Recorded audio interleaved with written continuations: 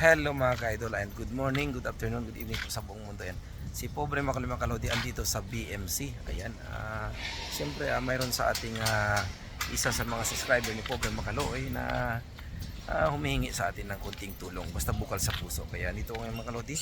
So, ayan, pinuntahan ko na nga yung ano natin, yung pasyente natin na PWD. So, yun, naawa tayo kasi bata yung mga ka-idol. So, andito ngayon.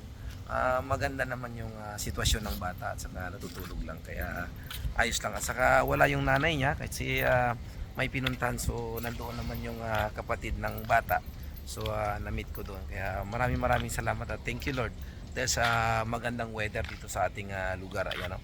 Tingnan niyo mga ka-idol, di ba? Napakaganda.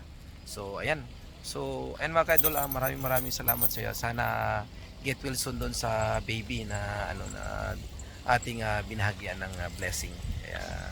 Kaya mga ka-idol, please support Pobre Makaloy, charity vlogger, ang future Yorme ng Butuan City. So, ayan mga ka-idol, pinuntahan ko talaga sa lahat po ng humingi ng tulong sa akin.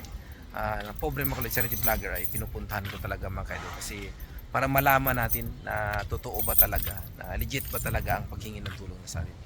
Kaya ito mga ka-idol, siyempre madumi pa yung sasakyan natin kaya siguro palinisan natin mamaya mga ka-idol.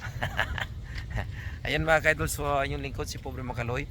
Kayo naniniwala, si Pobre Makaloy naniniwala, si Princess Pobre Makaloy at siyempre si Lord naniniwala. The more you give, the more you receive. Ang kalusugan ating kayamanan. Mga ka-idol basta magtutulong-tulungan lang tayo, walang imposible. Basta magkaisa ang bawat Pilipino at magkaisa ang ating mga Pobreng Makaloy charity vlogger. Ayan mga ka-idol So love.